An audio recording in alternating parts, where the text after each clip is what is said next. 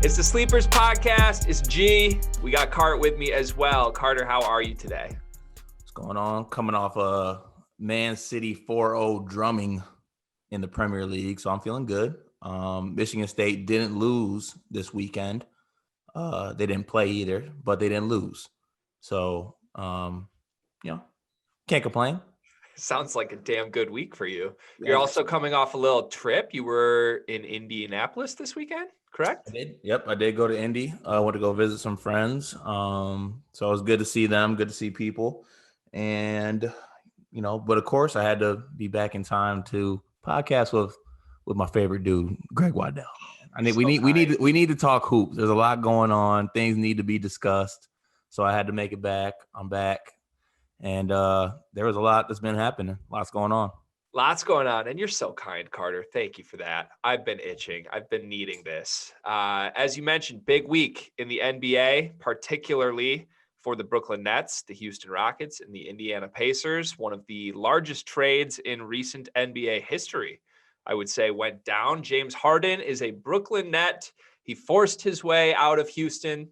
A lot of people saw this coming. A lot of people predicted it would not come at all, and he would remain a Houston Rocket. But he is now reunited with his former teammate, Kevin Durant, and the ghost of Kyrie Irving, wherever he is, possibly forming the new best trio in the NBA.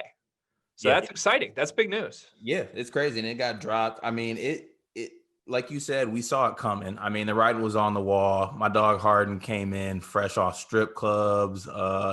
He was a part of 4PF training with Lil Baby this summer. So he was basically in strip clubs. He ate his way out of Houston. That boy was looking thick. No homo, pause. But he basically forced his way out of there. It's not sugarcoated. That he played like a dude who wanted to be traded. So don't really like the way he went about it, but gotta, be happy for him because he got the situation. He got what he wanted. And of course, now it's time to nitpick the trade and everything that's going on. But let's just say this at surface level, G. We don't want to be those people that, just overanalyze it to a certain point. You have James Harden, Kevin Durant, and possibly Kyrie Irving on the same NBA floor. That, in my eyes, makes them I think they're the best team in the East right now, by far. You hesitated there. They're the best team in the East by far to me. They're coming out the East. They're going to the finals in my eyes. Wow. I do think they're a real threat to the Lakers. Now, I'm not saying they're going to beat the Lakers, but I'm saying that's a real threat. Like that, having those three players on the court, I don't care who else you put them with. You can put them with anybody, and that'll be good. They'll have enough scoring power at least to keep themselves in games. So I think it's a good move. So you said we're not here to overanalyze. I'm definitely here to overanalyze. We'll get to that in just a moment. But first, I want to talk about the weight of James Harden, both metaphorically and literally here. You just mentioned in warmups, everybody's seen the picture in the baby blue alternates for Houston where, the man just looks large. Listen, all right, speaking for myself, all right, I'm a heavy set gentleman, okay? There's certain things that you wear, certain camera angles, the way people take pictures, they can throw about 10 to 15 on you, all right? Now, they had my boy Harden out there looking like Norbit. I don't think he was really like that because they showed some pictures yesterday when he was with the Nets, and it looked like he shed 20 pounds in about a week. So, angles are a thing. That does happen. They are. They're saying. So this is a body positive podcast too. Oh yeah, for sure. We're not here to weight shame anybody.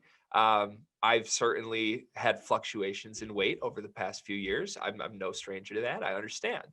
But I've seen, because I follow a few members of Houston Rockets Twitter or Rockets fans that I've met through the Locker Room app, actually.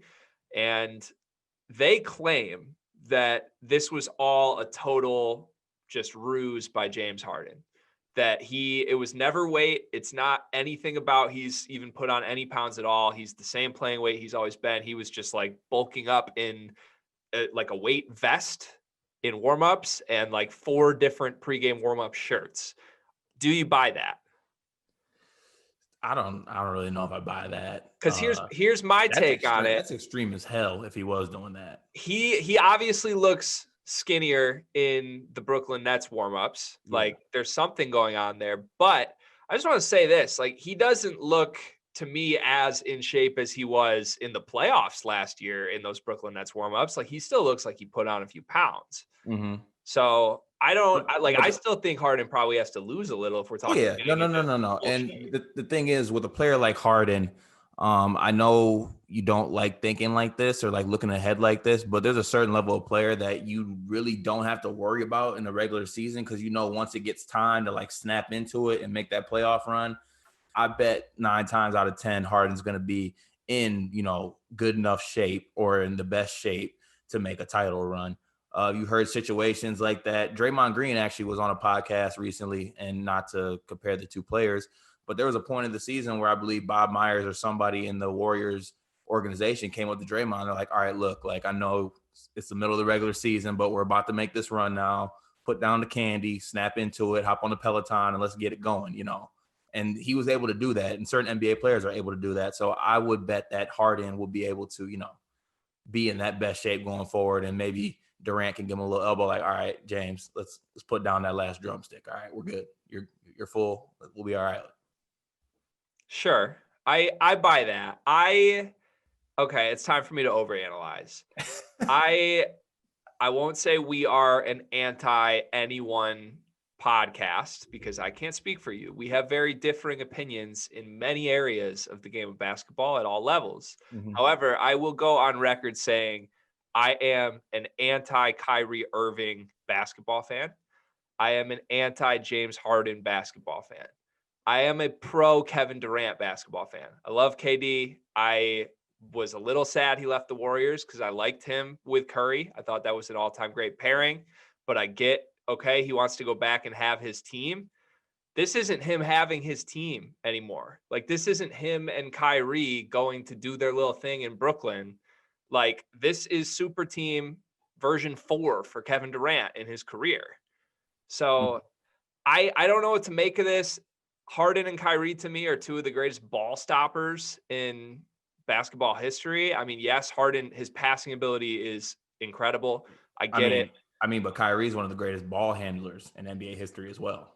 Look, they're so skilled, right? This is one of the most talented trios ever on the same roster. I just don't like, how does this really work in reality in a playoff series? Who's the guy? So someone's got to be the guy here. They're not going to be happy with that. Kevin Durant is that guy. I think that's no question. Do you think James Harden and Kyrie Irving think that? Ooh, I think Harden does. I mean, shit. Playoff Harden is a damn near a bum. I mean, I would agree with that. That's part of my gripe. I think they know that Kevin Durant is that guy. If they don't, then shame on them. I just think we've got one of the most toxic locker rooms already, potentially in NBA history. Like, there's so many off-court questions, not physically, with these 3 guys. I mean, you can isolate them individually and like their mental state. Fuck basketball, right? Sorry, can I swear on the Sleepers podcast, Cart? Fuck yeah, you can. Fuck basketball. Like, just their mental state is constantly in flux. We have no idea where Kyrie Irving is right now. Where is Kyrie Irving? I don't know. It's like, where is Waldo now? But I mean, I don't know. This is one thing I do have to say, G, and I put this in my notes going into this podcast because, as you may know, I've been a big defender of Kyrie. Just as far as There's a lot of defenders of Kyrie. There's a lot of defenders of Kyrie out there. Yeah, there is a lot of defenders. There's a lot of defenders of Kyrie, and I do think that sometimes the media can do its thing, does what the media does. But in a situation like this, it's really hard to defend Kyrie. I mean, speaking from a standpoint where I've been on a basketball team, the best teams that I've been on are teams that you can trust that your teammate is going to have your back and do what's best for you. The situation with the video of him coming out, and yes, it's his sister's birthday party, and yes, that's happening, but there's sacrifices that have to be made when you're on a basketball team and when you're playing for that dude next to you. So as a person in that Nets locker room, I'm looking like, damn, Kyrie, like, I get it's your sister's birthday party and you want to be there, but at the same time, am I not your brother? Like, are we not all in on this, trying to, do what we got to do to win basketball games? And that's definitely something that's in the back of some of those Nets players' minds, whether they want to state it or not. The best teams are teams that when people have each other's back and you do what's best for your other teammate, and that includes sacrifices. And I don't know that if Kyrie is willing to make those sacrifices, which is a damn shame because he has a team right now that is, I think, maybe one or two like buyout contracts or maybe one more piece away from being a actual super team in my eyes. So it's kind of hard to defend them and it's disappointing, but I just really want to see those three guys play together and come together. But, you know, even if he doesn't come back, Harden and Durant's a damn good twosome to make a run. Yeah, they are. And I'm sure at some point those three will be on the court together, probably in regular season games, and they'll look unbeatable. Offensively, we'll have never seen anything like it.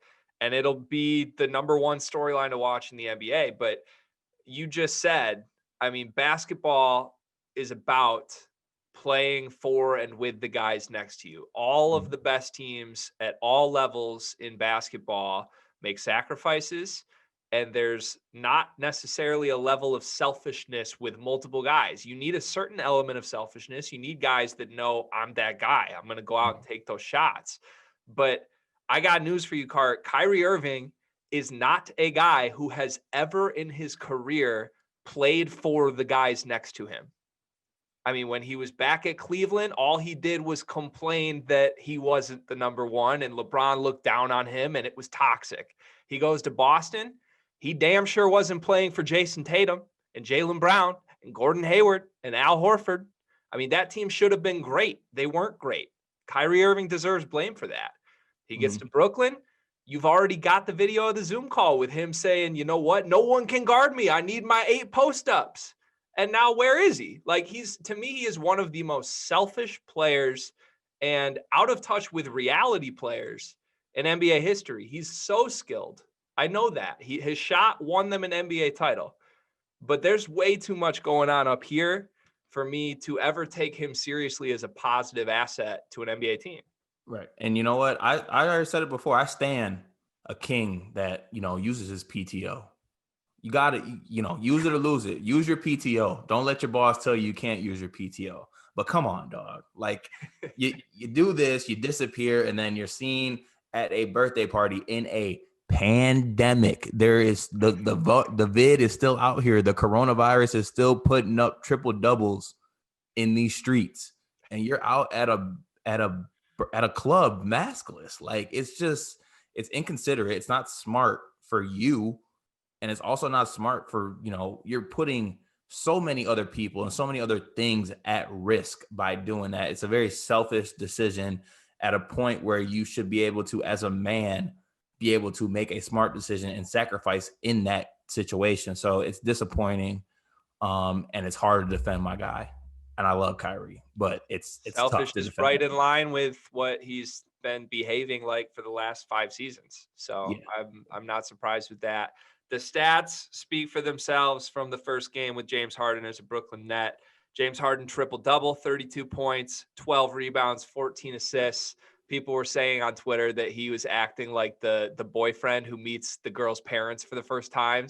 He was doing everything like, hey, do you need any help with those dishes tonight? I can get some rebounds for you. It was honestly so funny because they showed a little like clip from the game of like Harden, like, hey, come on, Durant, like, come on. And people were like on Twitter, like, man, the chemistry. And everyone's like, they played together for like 5 years together. Like, it's not like they didn't have some type of like, you know, connection. They're boys. Like, they're well known to be boys. You know, people just love to blow things out of proportion. But right, that team is still, I mean, damn good. I think they're going to be an option for those buyouts at the end of the year. Probably pick up like I don't know, a defender or something like that. Because I think that's the one thing that I think is overlooked in this trade. You have a guy like they trade away Taurean Prince. That's basically a guy who you have is 6'8", goes out there and plays defense and can play defense on the wing. Now Kevin Durant becomes your best wing defender. So looking through the East, you're going to have Kevin Durant in series where he guards Giannis, Jimmy Butler. I don't even know other wings. Jason Tatum. He's going to be guarding those type of players throughout the Eastern Conference playoffs, and I think that could maybe wear him out a little bit.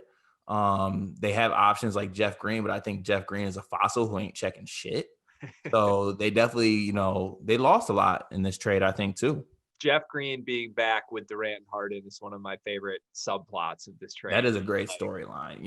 Hey, fuck it, trade someone, bring Russ back. Let's get Ibaka back. Let's get everybody Let's back. get the fucking game back together. So I do think defensively they're going to struggle, particularly in the playoffs, because I don't think there's going to be buy-in. I mean, Kyrie doesn't want to guard to me. James Harden doesn't want to guard. Kevin Durant will guard, but does he want to guard the opposing team's best player and be the go-to guy on offense? I mean, he's going to have to, and I just think he's going to have to with this team. But also, what if it's a situation, okay, we all know the phrase, defense wins championships. But damn, when you got that type of scoring power, like maybe they just say, fuck it, let's just outscore people. Like I will say this as a vocal proponent on the college side of the Iowa Hawkeyes being a legit threat this year. Sometimes a bucket wins a championship. Hey, my high school coach, I gotta shout him out. Rick Palmer, Albion legend, current coach at Brother Rice High School, building a powerhouse over there. My guy. He used to say, "Get that." This was the quote. Get that bitch out the net. 3 is worth more than 2. If we shoot 3s and they shoot 2s the rest of the game, we're gonna win. So just get that thing out the net. Let's score 90 and let's go home. Like that's and it damn near worked. I mean, we played some defense too, but shit, we were scoring that thing. Put the orange thing in the round thing, right? That's the name of the game. Put the orange bouncy thing into the 10-foot hoop. Like just put it in there. And the Nets will be able to do that. It's going to be really interesting to watch it play out. Before we move away from this, I do want to ask you, are you happy if you're the Houston Rockets or if you're a Rockets fan? Are you happy with the haul they resulted in? I was a little surprised. They make the initial trade. You think LeVert's going to be in Houston. It ends up with them receiving Victor Oladipo.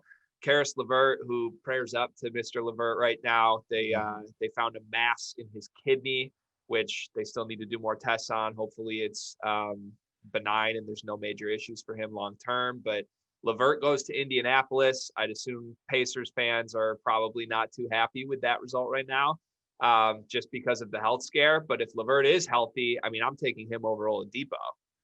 Yeah, I think the Pacers did a really good job. I think we stated this when we were talking at the start of the season. We're like, in order for the Pacers to be the team that they can reach the level, we agreed that Sabonis would kind of have to be who this team runs through. And that's not, what I think Oladipo wants or is willing to accept. So he gets what he wants. He gets out of there. Now you have a team in Houston, which is just full of dudes who had major lower leg injuries. It's still a good team. They get rid of Harden. But to me personally, a lot of speculation on what was part of the other trade packages.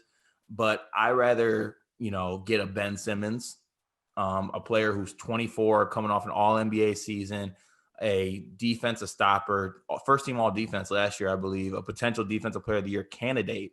I'd rather take that than betting on picking a dude like late lottery or in the 20s of a draft pick. I think when you're trading a person of Harden's caliber, you need something for sure back for that. And I don't think they really got that for sure. They got a bunch of picks that they can leverage maybe for a future superstar in a future trade.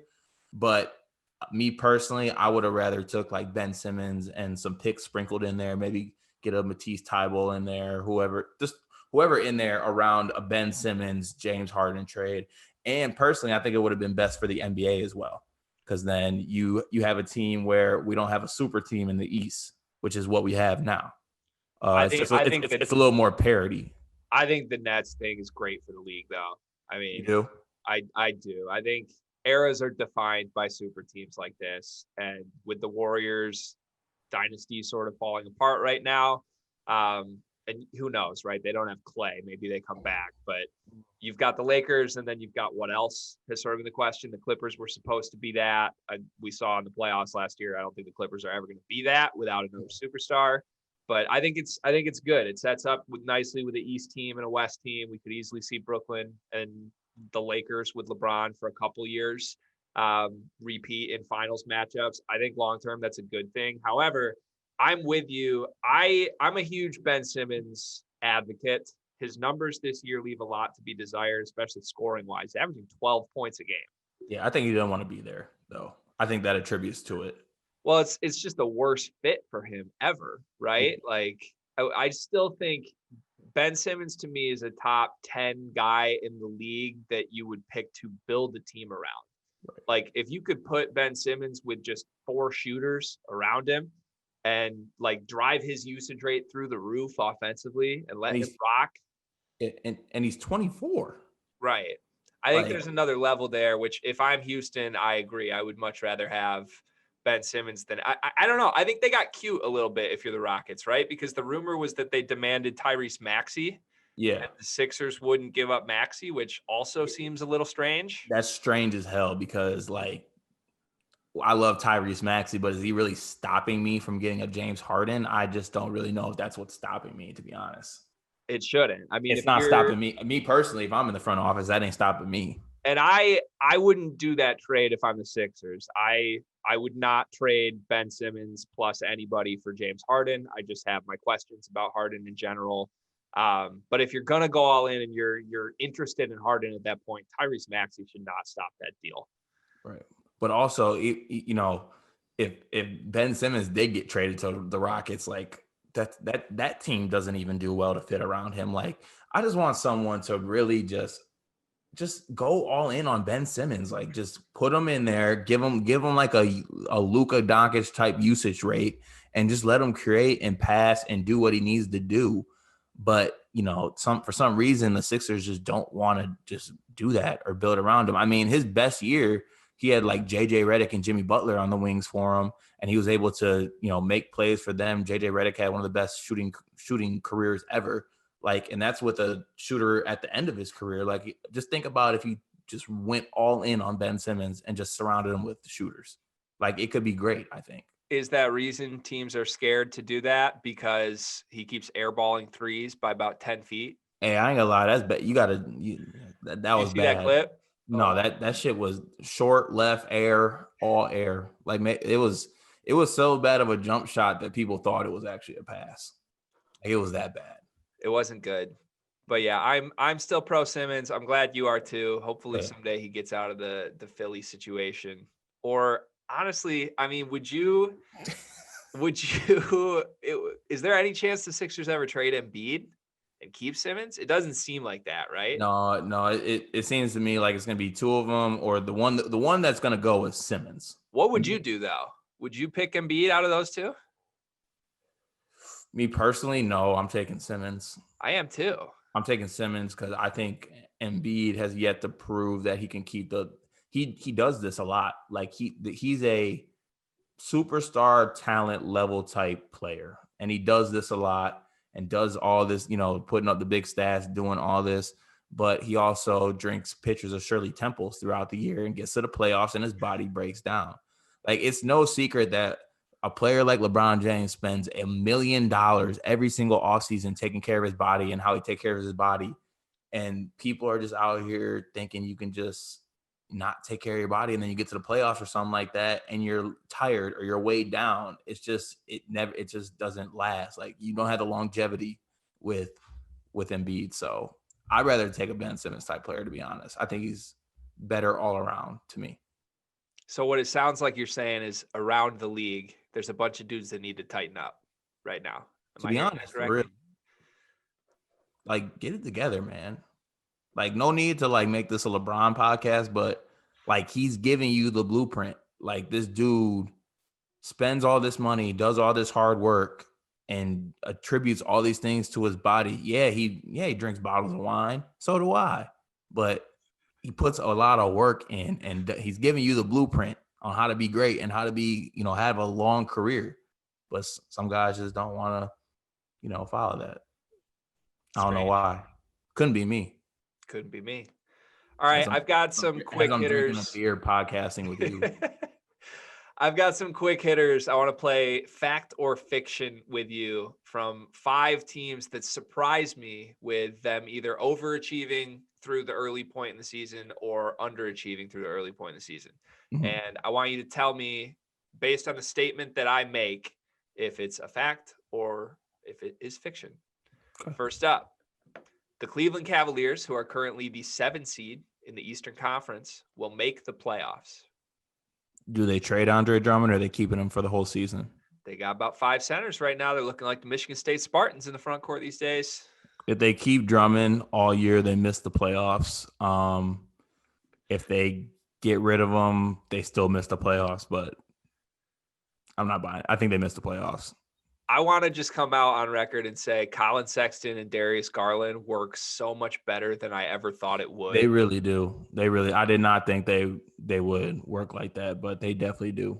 I thought that if it was ever going to work, John Beeline would have been the one to figure it out and make it work, but he's calling color commentary for Penn State Purdue these days. So is that what he's actually doing? He did today, his first color game. It was quite an experience as a listener.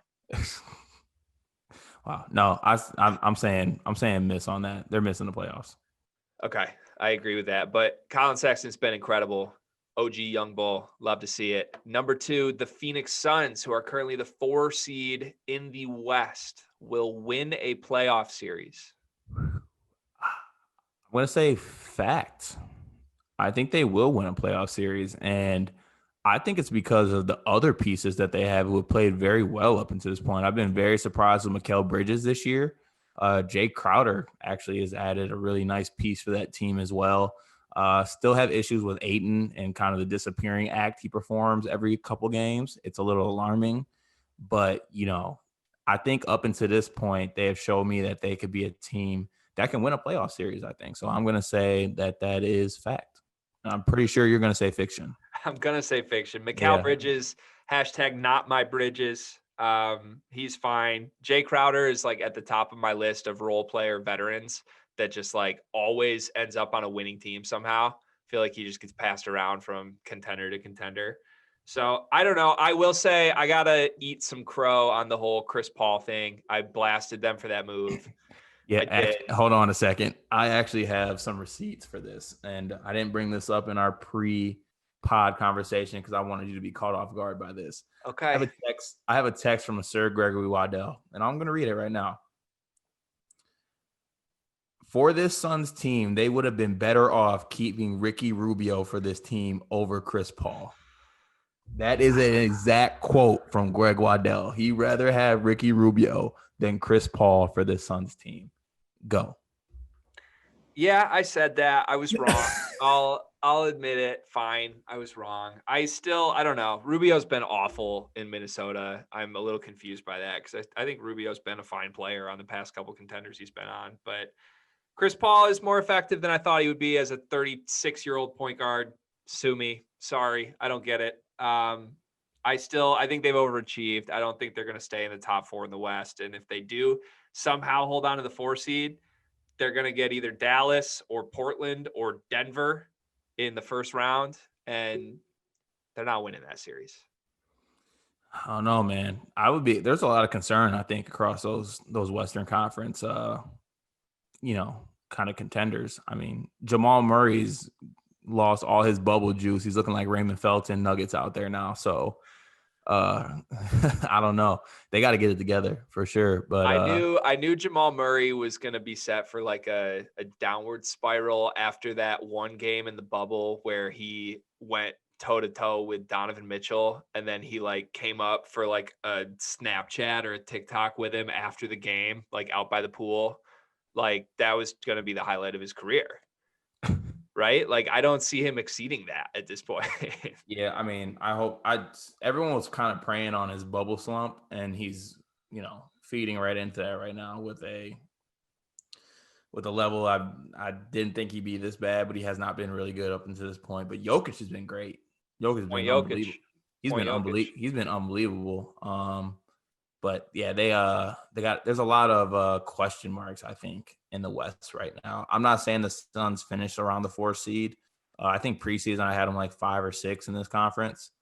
So we'll see. But I do think they have the talent to win a playoff series in the West, especially with how the West is looking right now. I'll say this. I think their best chance would be to fall to the 7 seed, catch the Clippers as the 2 seed. And see what happens. And that might be the only matchup I like. There's nothing sweeter than playing Paul George in the playoffs. Nothing sweeter. All right. 2 Eastern Conference teams that are currently out of the top 8. We've got the Toronto Raptors, who are 4-8, 12th in the East right now, and the Miami Heat, who are 4-7, 11th in the East right now. Will either of those teams miss the playoffs? No, not missing Just the think playoffs. early slump? Not missing the playoffs. Miami's been missing a lot of players in a lot of these games. I think that's what attributes to them. The Raptors, on the other hand, they haven't really been missing players. They just been losing games. And I think they need six God Al-Farouq Aminu, the Cameroonian Beyblade that is Pascal Siakam, to get it together. I made the statement that he might have reached his ceiling as a player. And unfortunately, he's kind of proven me wrong. Proven me correct up until this point, which is interesting for my takes because a lot of them don't really come true. But this one is.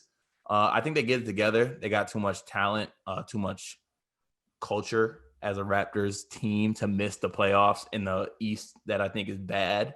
But I'm way more concerned about the Raptors than I am about the Heat. I think the Heat at full strength will kind of get it together and, play the way they know how to play, make a run. Yeah, I think the Raptors may actually miss the playoffs, and I think if they do, in the East, in the East, I really do, because some of those teams near the middle that are a little ahead of them right now, I think are teams that could have a little staying power. Like Charlotte has a lot of guys that are playing solid. Like Rozier's been better than I thought he would be this year. Yeah, Gordon Hayward's been playing great, but he's going to fall off after the inauguration. He is. God, you're. Oh, my dog Gordon Hayward was feet up in Nancy Pelosi's office taking a pic for the gram. He's going to fall off after the inauguration. Watch, I'm keeping stats. You're probably right. That's the sad thing. And look, okay, hold on to your hats, folks. I'm going to whisper it so no one gets too excited. LaMelo Ball has been good. He's been okay. He's good, and I think he's gonna even get any better once he gets thrown to the starting lineup. Because right now they got Devontae Graham in the starting lineup, I believe. So sooner rather than later, I think they move LaMelo to the starting role and just let Devontae come off the bench and gun, which is I think his best role. But LaMelo Ball he's good, folks. Good player. And let's leave it at that, please, for now. Till he starts deserving anything more than he's a good player, then we'll go there. But for now, let's just be happy with that. There's no need to be cement hard in your pants off a simple bounce pass. All right.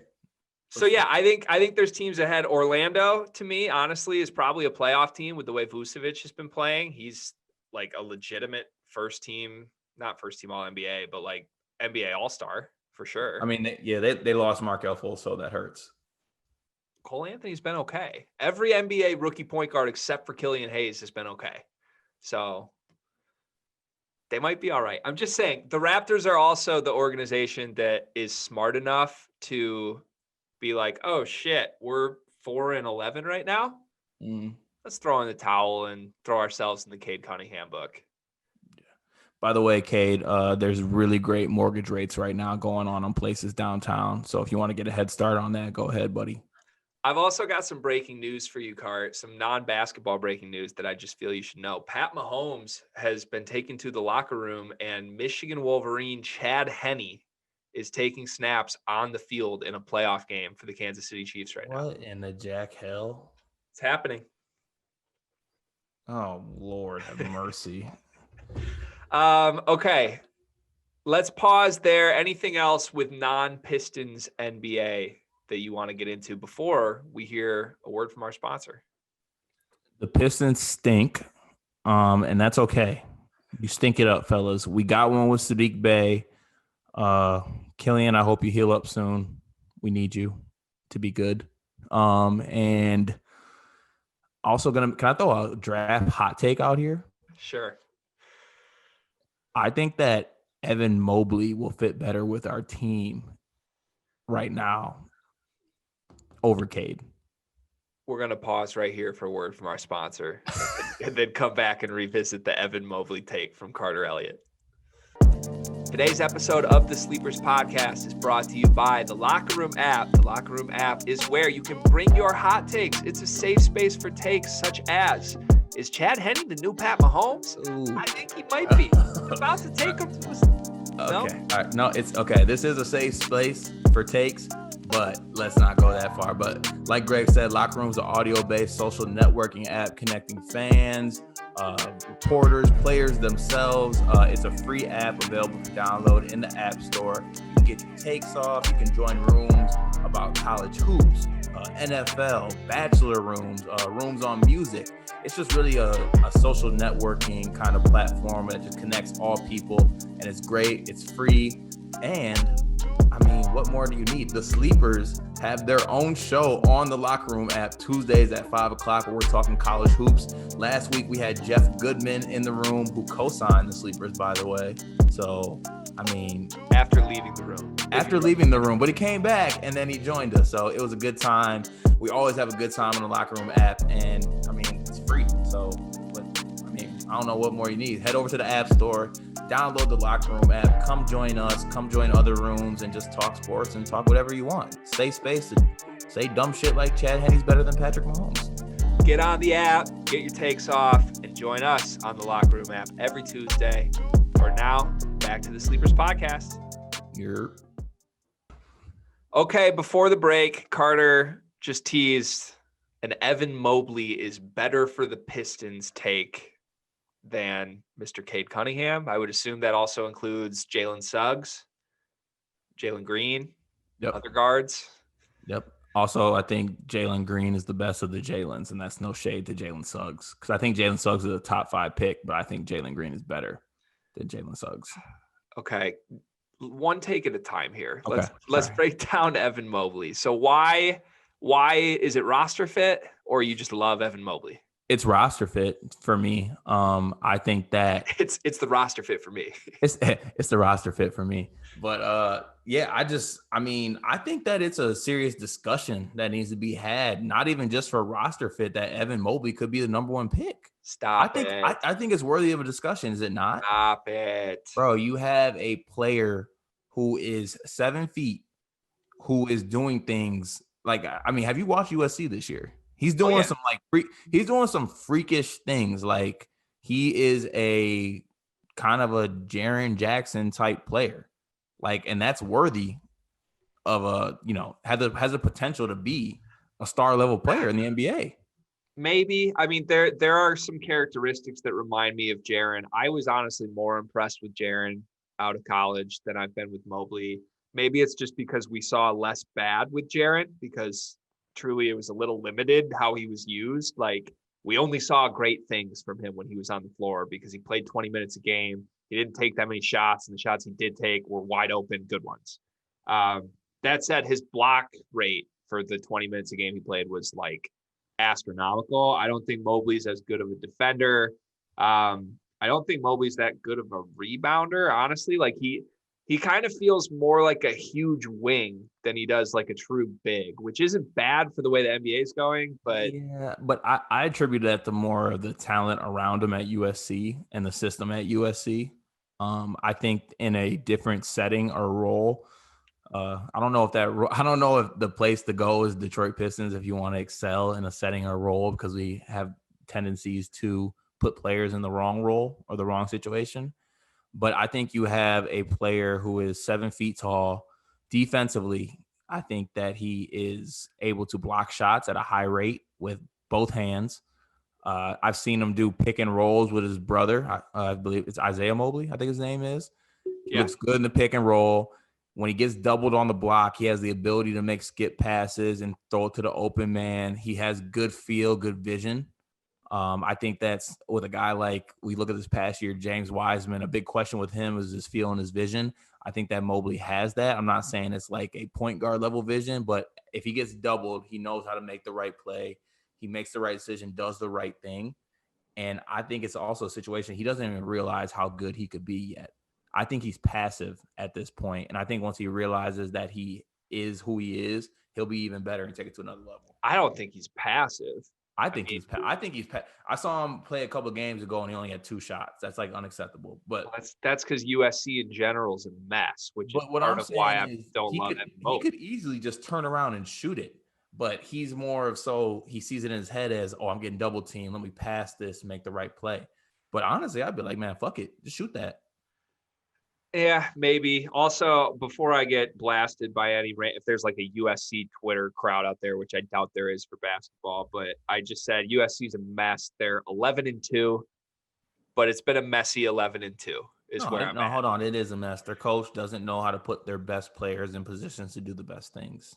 Correct. It's unorganized. I don't know that I would say Mobley's necessarily used in the best way, but it feels like he has a whole lot of freedom, which is why I'm surprised with your take that he doesn't really know who he is yet. Is that what you were saying? Or like, So I think he has that freedom and he could do that, but maybe the way he's played basketball or the way he thinks about basketball is like, even though I can do that, I'm gonna make the right play.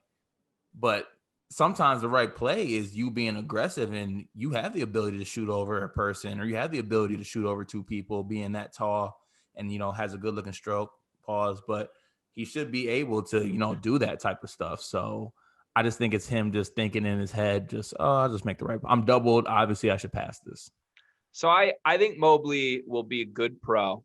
I don't want this to come across as hate, but I think if God forbid the Detroit Pistons land the first overall pick for the first time in my lifetime, if they select Evan Mobley over Cade Cunningham or over a guard this year, I might be done with the franchise cart.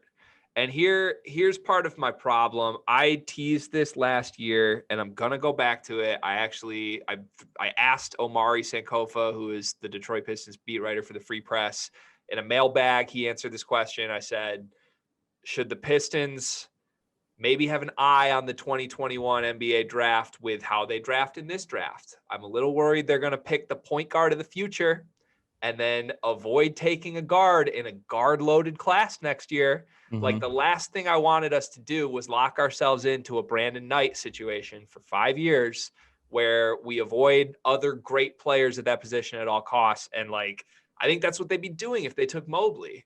Like, first of all, this is a whole other conversation, but Killian Hayes hasn't shown anything that he should be entrusted as the point guard of the future at this point. True. With or without the injury. And when you add the injury to it, I mean, that's a terrifying prospect. So if they're thrown in a position to take a Cade Cunningham or a Jalen Suggs, who I think I'm way higher on than you are, they have to do it to me. And so here's what I'm saying. Here's what I'm really saying. I think that it's a discussion to be had. Also, I think that let's say this situation. We're not going to just go off on a tangent here, but we have the second pick. Cade's gone. Who are you taking? Jalen Suggs, without question. See, no. I disagree with that. I'm taking Evan Mobley with the second pick. And also, if I'm going down to the next person, I'm taking Jalen Green before Jalen Suggs. I need to see more Green. I think Mobley, like, if Jalen Green was playing in college basketball right now, he would be putting up numbers, and I think that his hype train would be elevated. I'm interested to see what these Ignite games do for him, but I think if he plays well, and I think if he plays the way he can play, he'll be able to kind of rise his way up. I think Mobley between 2 and 4 is appropriate, but dude, I think you're sleeping on Jalen Suggs a little bit. No, I'm not sleeping on Jalen Suggs. I think Jalen Suggs is top 5, but that might be sleeping on Jalen Suggs a little bit to say he could drop to 5. I mean, I think there's 3 teams looking pretty stupid if he drops to 5. I really do. I mean, it's a loaded draft. It's going 5 in this draft. It's a great draft, right? Going 5 in this draft is not an insult. But so here's the thing. If the Pistons were to take Evan Mobley this year and then come around with a top 2 pick, let's say they get the second pick in 2022, big hypothetical here, and Emoni Bates is gone, are they taking Chet Holmgren when they already have Evan Mobley? Or are they going to say, well, we have our big, let's go down and, I don't know, who's the best wing available since we got our point guard and our big, Killian Hayes and Evan Mobley? Probably pick Max Christie. I don't like that. Like, I want the best player available. I think I was wrong. I'll say this now. I thought Killian Hayes was the best player available at 7. He wasn't. And they need to take the best player available this year. I'm holding off on making that statement. Should we have the Killian conversation now? We have to. Hashtag wait and see. What has Killian Hayes shown, Cart? 18. That's it? That's what I tell myself. Why did he get the keys to start? Because he should. I think that's his best way to learn. Throw him into the fire? Yeah, why not? Honestly, that's I not think what Blake Griffin thinks on Twitter this I week. don't even think he threw him in the fire though. Like, this is the one thing that gets me about Dwayne Casey. He comes in. I think what he does. I got a little Izzo theory the way you got with Izzo with me with Dwayne Casey. He's like says all this shit and says all these things that he wants to do. He's like, man, I really wish that we could get Sekou more minutes. Motherfucker, you the coach. You get him more minutes. He doesn't want to. He doesn't want to get Sekou. Right, he's talking about. I wish I could get Sekou more minutes. So the fuck do we? But we don't control his rotation. Like, you want him to get more minutes, throw his ass in there. Blake Griffin in 2020 has been Cristiano Felicio from the Bulls. He's hobbled. You've compared so many people to Cristiano Felicio. Like, that's just your I'm mad at you big man comparison. I know that by now. Like, you have a lot of funny, good comparisons. That one has been overused in the last month. All right, you go ahead and talk right now. I'll give you my 2021 Blake comparison in like 17 seconds. Okay, so the Sekou stuff bothers me. Yes, I wish Sekou was a factor in the rotation. I thought he showed promising things last year for how young he was. I'm a huge Sekou fan in general. It's clear at this point he's not one of Troy Weaver's guys. I am actually on team Troy Weaver. I've given him a lot of benefit of the doubt. People blasted the Jeremy Grant signing. How'd that work out? I would rather have Jeremy Grant than Christian Wood at this point, truly. So I'm content there.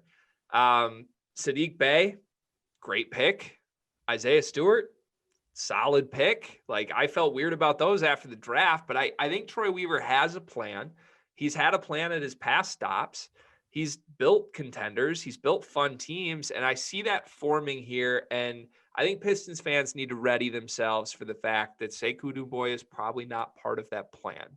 Ooh. And look, I get, like, he's only getting chances that are very limited. I understand that. If he got 30 minutes, he might be better. But are you really advocating for Sekou to take minutes from Josh Jackson or Jeremy Grant? Because those are the two guys that are playing ahead of him right now.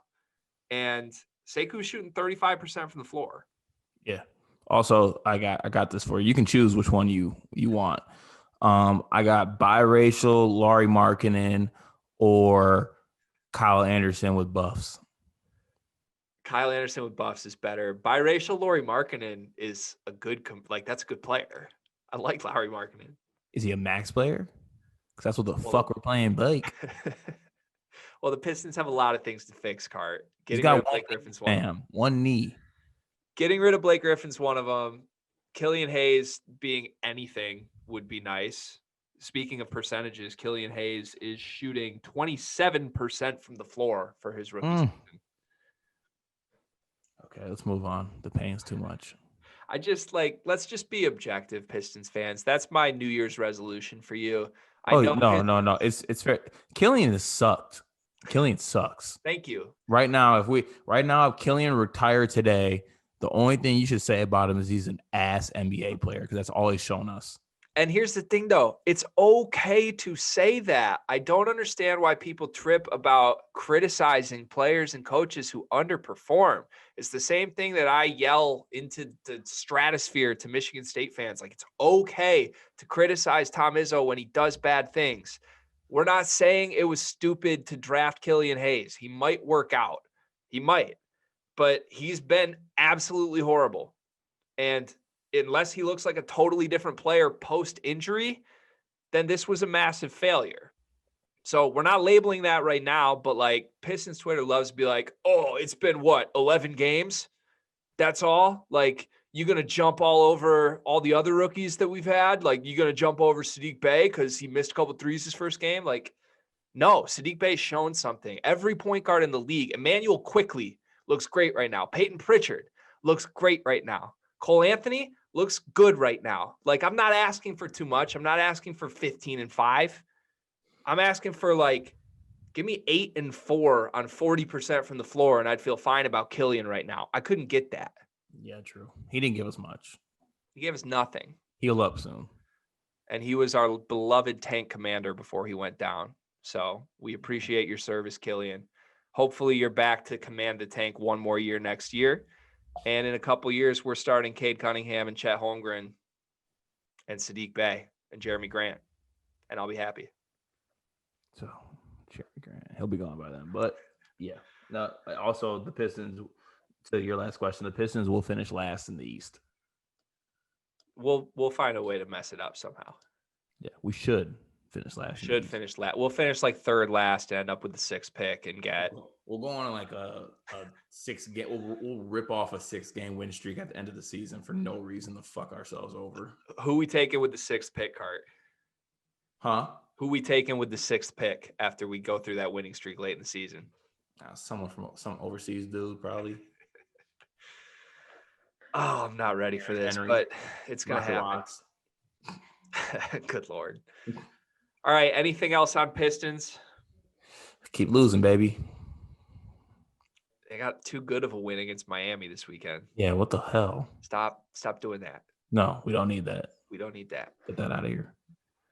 Okay, let's move to a quick college basketball touch base.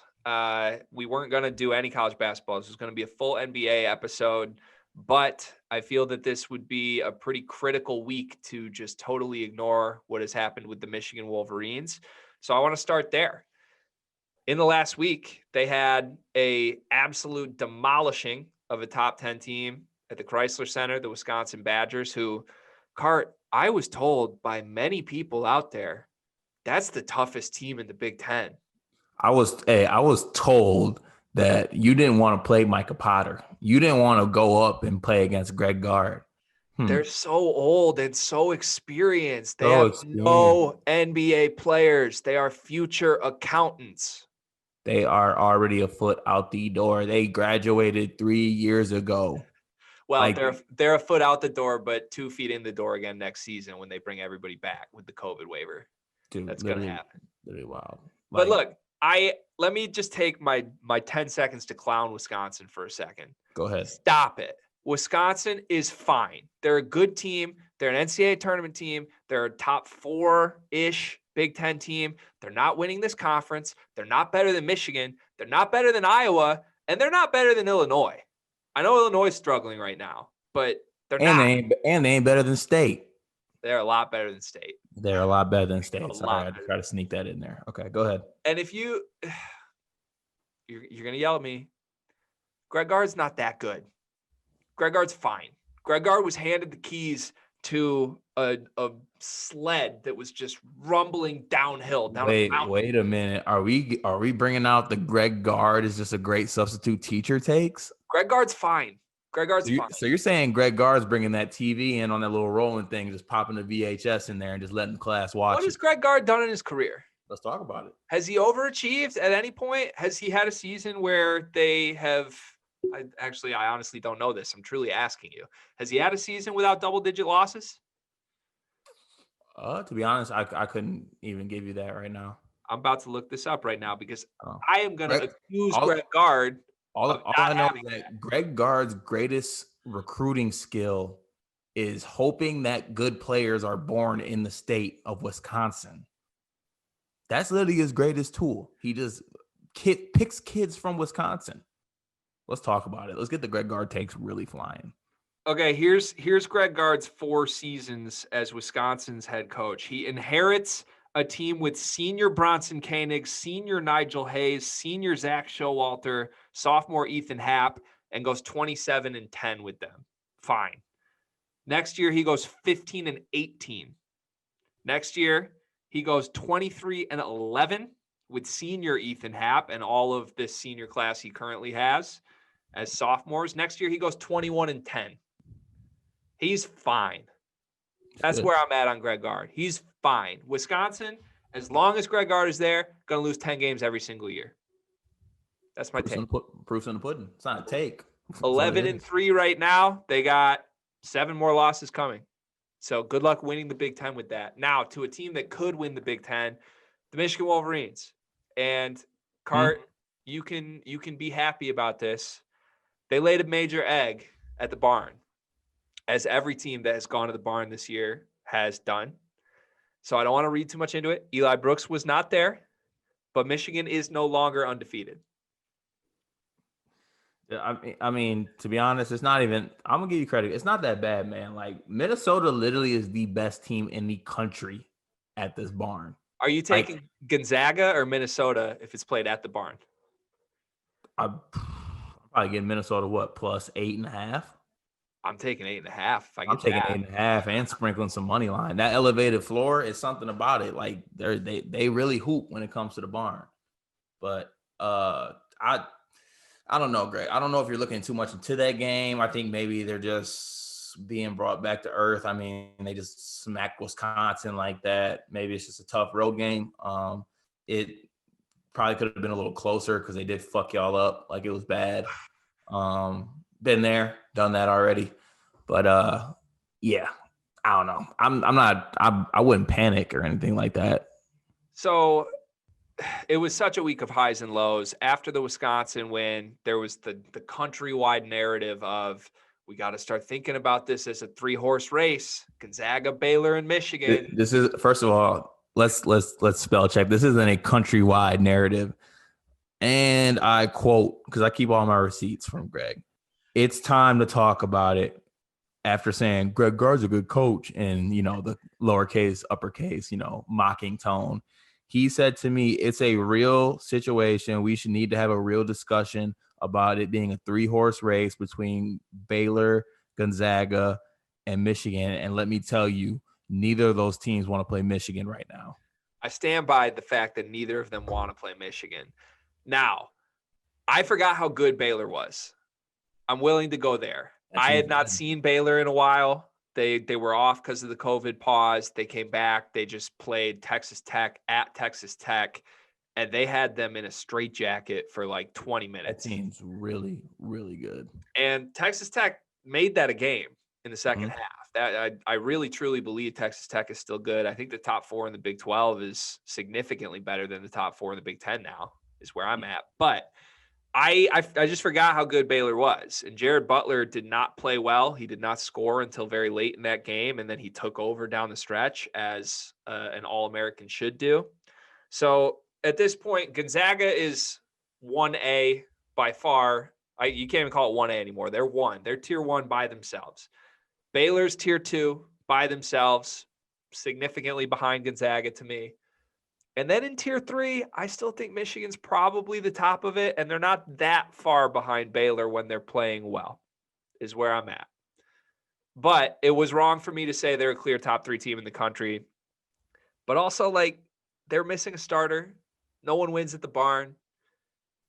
And Juwan did some really questionable things. Oh, Juwan Howard, the great coach Juwan Howard makes mistakes. Look, he took a classic page out of the New York Times best-selling book by Tom Izzo, How to Manufacture Your Own Adversity. I mean, he was reading straight from the playbook there because he subbed in guys that barely played. Austin Davis being back for this team is one of the worst things that could have happened to him. God bless Big Custard, but Big Custard. He's just not good. Him playing more than 5 minutes a game is a very bad thing for this Michigan team. And he played, I think, 15 minutes. Zeb Jackson, who is nowhere near ready to be a rotation player, took 15 minutes from Eli Brooks rather than going to Terrence Williams or Brandon Johns or guys that have actually done good things on the floor. Adrian Nunez. I mean, it was just questionable. And announcers keep saying this, and it pisses me off. It's like, oh, Juwan, he loves to do the NBA substitution patterns. You'll see that at the next level. It's an advanced NBA thing that he's carried with him. No, they say that when he takes out Hunter Dickinson, Franz Wagner, and Mike Smith all at the same time. That's not next level NBA thinking. That's just a stupid substitution. I was gonna say it sounds dumb to me. There's no reason in a 40-minute college basketball game to have your 2 best players off the floor at the same time, let alone 3 offensively. I'd advise against it. It's not smart. So, and look, Hunter Dickinson's in the doghouse right now, pretty significantly. Juwan lit him on fire in the post game. He was asked basically what happened with Hunter. How did Minnesota make him struggle so much compared to how he's been all the other games? And he said, I don't know. You'll have to ask Hunter. So it's not nice right now. Hunter did struggle. the whole team struggled. I mean, no one played well. Eli Brooks makes everything work. I have a lot more respect for Eli Brooks now. I hope he's back this week. Otherwise, I think you could see another loss. But I don't know. They had to lose at some point. At the Barn's not the worst spot to lose. Hold that L.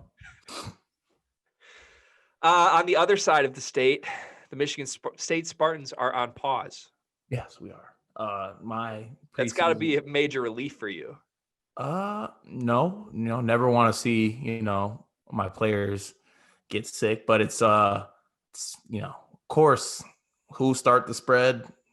None other than Steven Izzo is the start of the Michigan State spread. Doing more harm than good, per what I said by him being on the roster, coach's son or not. But yeah, we're currently paused. Who knows how long it's going to last. I mean, Villanova just got off a pause that lasted damn near almost a month, damn near. So hopefully they get it figured out. Hopefully they can kind of stop it and get it back on track. And hopefully this gives State more time to get their shit together so we're not bummy. Having the pause in Michigan State basketball this week, not great. I wanted to watch them. I was excited for the Michigan State-Iowa game, especially after we recorded the episode with DK from Spartan Hoops. We basically spent an hour previewing that game, and it was all for nothing. Now, having this break did give me time to look up a few things, Carter, and I have 3, I would call them either fun facts or stats for you here. You ready for these? Oh, you disappeared, Cart. If you're watching the video, oh, he's back. Lovely. You ready for my 3 facts? Yeah, man. Steven Izzo leads the Michigan State Spartans in usage rate this season. 36.2%. Lovely. Number 2, Steven Izzo and Maddie Sissoko are roommates. That's a fact. What do you think Steven Izzo and Maddie Sissoko talk about? Probably not shit, to be honest. I don't even know. I don't know that there could be 2 more different just humans. Right. Possibly. Like Steven Izzo is actually 5'4", and Maddie Sissoko is legit 6'10". I need like a full-on reality style camera following them around. I would love to hear their conversations. And it's actually sad and scary. They both got COVID. Prayers up. Hope that they're okay. But I could not stop laughing when I heard that those 2 are roommates. That's why, like, you couldn't put Steven Izzo with Jack Hoiberg, step back Jack. Like, he's just got to be with Maddie. I don't know. What's that supposed to mean, Greg? I'm just saying, it seems like an odd pairing to me, Cart. That's all I'm saying. Steven Izzo shouldn't be rooming with anybody. He shouldn't be on the team. Number 3, Cart. This is my personal favorite of this. Who leads Michigan State in assist rate this year, Cart? Mm-hmm. Is it like someone like just I wouldn't even guess? No. I'm going to say Rocket. Mark Watts. Now, where is Mark Watts on turnover rate for Michigan State? Do you think he turns it over a lot? Compared to everybody else on the team? No. Mark Watts has the second lowest turnover rate on Michigan State this year. He has the highest assist rate, the second lowest turnover rate out of 11 guys that play in the regular rotation. But remember, folks, Mark Watts can't play point guard because it's not good for the team. You said that. Interesting. You said that. Very interesting. Better passer, better with the ball than Mr. AJ Hoggard. I don't think those stats are indicative of him being a better passer than AJ Hoggard, because I don't think he's a better passer. He gets more assists on the floor per minute than probably doesn't he play more minutes? It's not. I didn't mean like his percent of time that he gets an assist when on the floor is higher than AJ Hoggard's. Okay, but I'm saying you watch the damn game. Who's a better passer between Rocket and AJ? AJ turns it over a lot. Who is a better passer between Rocket and AJ? I thought Mark did a good job facilitating this year. Oh, stop. You've been calling him Mark. That shows he can't score. It's not my fault he can't put it in the bucket. Okay, but I'm saying you watch the game. Who's a better passer? That's a simple question. Yes, who is it? Who's a better passer? I like stats, and the stats say Mark Watts has been a better passer than AJ Hoggard on the season. AJ stepped it up a little bit in Big Ten play. I will say that. But all right, you watched it, you know. Look, I hope Michigan State can get back to playing, but if not, I'm gonna take this time and enjoy my time finding more fun facts about the Michigan State Spartans. So Stay tuned. Stay tuned. And lastly, let's go to our list, Cart. We've got the championship contenders. Again, the list as we left it is Gonzaga, Baylor, Texas, Tennessee, Illinois, Wisconsin, Kansas, Villanova, Houston, Texas Tech. We did not want to cross anybody off last week. However, there's a couple of teams I'm feeling pretty stupid are not on this list, Cart. We don't have the Wolverines. We don't have the Hawkeyes. And those are the best two teams in the Big Ten by a lot right now. Yeah. Yeah. Unfortunately, we cannot add because we said that we made this list probably what, 3 weeks ago? About a month ago now. Was it a month ago? Okay, so a month ago, and we told ourselves the only thing we could do is take people off. And at the time, Iowa was looking shaky on the defensive end. And Michigan I still think, was undefeated. Huh? Michigan was undefeated at the time. Yeah, and hadn't played anybody. But thank you for interjecting that. But they hadn't played anybody up until that point. Well, they still haven't played anybody, depending on who you ask. Shout out Locks. But yeah, we're gonna stay strong without adding people. But it is worth to note that if we were adding teams, we would add Iowa. Say it. And probably another team or two. Say it, Cart. Nope. I'm not proceeding with this until you say it. I'm serious. Probably add Michigan. Thank you. All right. So do we want to take anybody off? Again, we're not taking Texas Tech off after the week they just had. Great win. Mac McClung with a game winner at Texas. Cold-blooded. Houston was up 30 in the first half against UCF today, so I don't think we can take them off. Nope. Really, the only two teams I look at here and say maybe off are Illinois and Wisconsin. Kansas staying on? What did Kansas do this week? Did they lose? Honestly, the last game I remember them, they lost to Oklahoma State in overtime. Oh yeah. So they've been struggling a little bit. And then who else did they? They beat Oklahoma last weekend. They only had one game this week and lost to Oklahoma State. I don't think that's enough to make me take Kansas off. Yeah. I'm more willing to consider removing Illinois or Wisconsin here. I think as much as we want, if we had to pick one, as much as me and you as a podcast want to pick Wisconsin, we should pick Illinois to be off this list. I can't get myself there with Illinois. I don't want to take them off, but I feel like if we're going off the criteria of why, like teams that should be taken off, I mean, they should be taken off.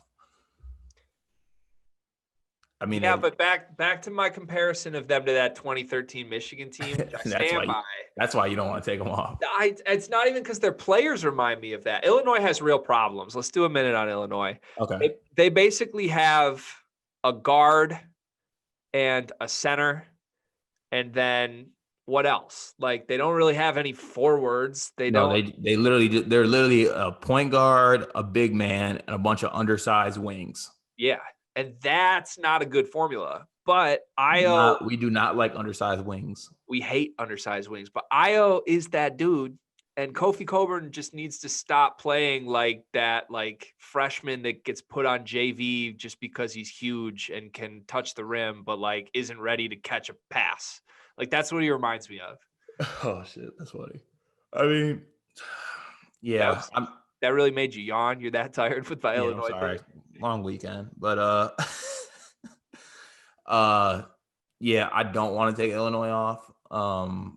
But a wise man once said, never let the agenda die. So I'm willing to take Wisconsin off this list.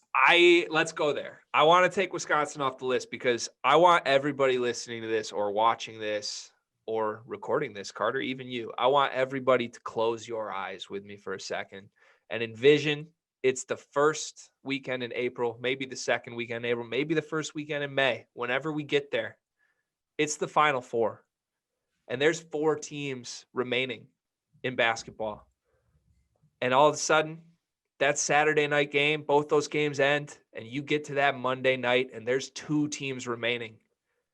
Can you really picture Demetric Trice and Brad Davison standing on that floor on a Monday night in April in a game where confetti's ready to fall?